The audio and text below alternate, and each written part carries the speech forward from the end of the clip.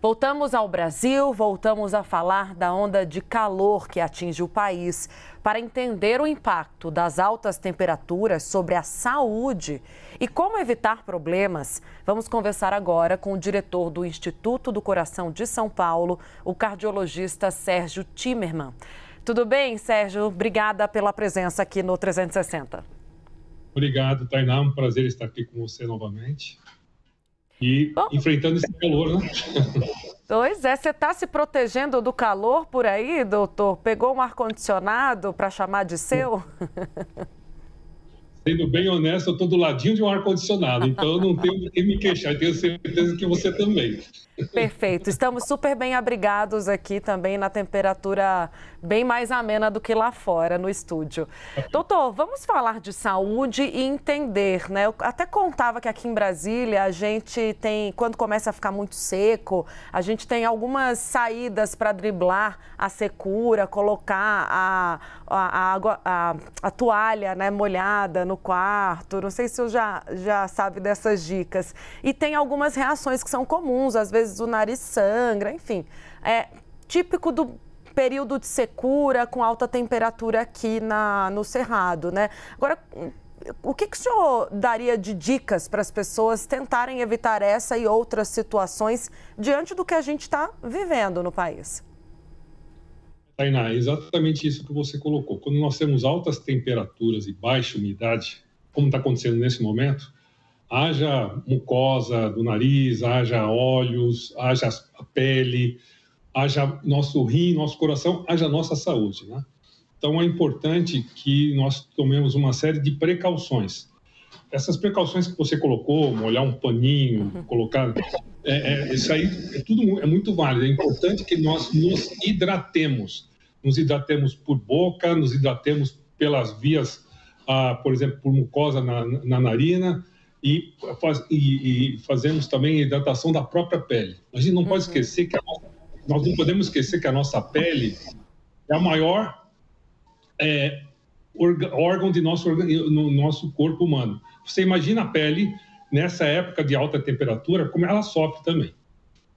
Imagino. Quando o senhor fala de hidratação, a primeira coisa que vem na cabeça é tomar muita água, né? Ingestão de água. A gente tem que aumentar o consumo de água. Enquanto, doutor, o que é recomendável para esses períodos, né, extremos e também atípicos? Olha, nós temos uma dica que a gente fala muito. Quando a pessoa está sentindo sede, ela já está desidratada. Então, você tem que evitar esse tipo de situação. Você tem que se hidratar. Obviamente, existem algumas situações e nessa época de alta temperatura nós temos que tomar muito cuidado, principalmente com pessoas que sofrem problema no rim, problema no coração, que essas pessoas, se você dá muita água para ela, também você pode desequilibrar. Então, o importante nessa situação é o seguinte, a pessoa, você não espere ficar com sede, comece a se hidratar, a água... não é para ficar tomando isotônico. O melhor tratamento para a hidratação é água. A água é a nossa água de sempre. Tanto é que alguns governos estão, nessa época do ano, estão oferecendo muito água potável para toda a população. Uma outra coisa importante, você colocou também claramente, nós temos outras formas de hidratação, né? Na própria pele, não estão cremes na pele. Um próprio banho, uma compressa... Isso já também é uma forma de hidratação especificamente dentro do nosso dia a dia, numa época de alta temperatura. A melhor hidratação que nós temos também é sair longe desse calor. Nós temos, muitas vezes, é muito fácil nós falarmos quando estamos aqui num ar-condicionado, mas tem muita gente que não tem condições de ter um ar-condicionado. Pois é. Para quem não tem o ar-condicionado, não tem essa opção, né? Para quem... E às vezes até faz a opção de ir para o calor buscando amenizar o calor. É o caso de quem está na praia. A gente estava mostrando aqui as imagens do pessoal indo para a praia, mas tem que tomar muito cuidado com os horários, né, doutor? Quais são os horários indicados para quem vai se refrescar, dar um mergulho no mar, por exemplo? Todo cuidado é pouco. Realmente, praia, você tem que tomar um cuidado. Praia não, em qualquer ar livre que você esteja, mas principalmente em praia, nós temos que ter que tomar cuidado no momento das altas temperaturas. Evitar aquele pico a partir das 10 até umas 16, 17 horas, é evitar mesmo. Se você quer fazer uma caminhada, você quer aproveitar esse tempo, faça isso antes. A gente fala muito que o pico do nosso horário sempre é meio-dia, né? O culpado é sempre meio-dia, na verdade, Tainá? Aí não é. O pico é a partir da meio-dia, mas ele é mais ou menos perto da 1, 2 horas da tarde. Então, veja, nessa época, tomar um banho de mar é maravilhoso. Tomar um banho de piscina é maravilhoso.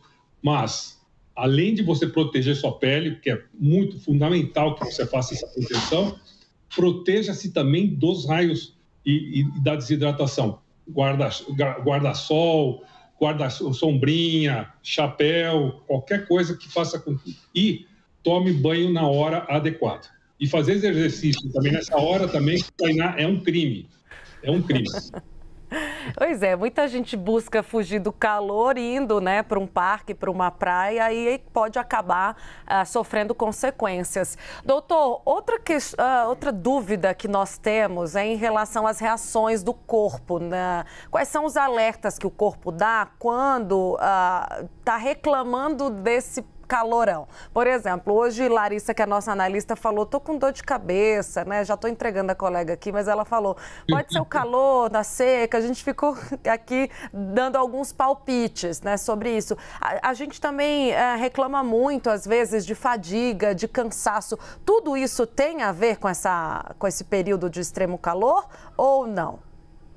Tainá, você está sendo médica aí, você acabou de falar praticamente todos os sintomas que a gente sente durante essa época de calor, dessa época de alta temperatura. A gente tem que separar, obviamente que nós vivemos um país tropical, em algumas regiões com muito mais calor do que outras, e algumas regiões mais úmidas e menos úmidas.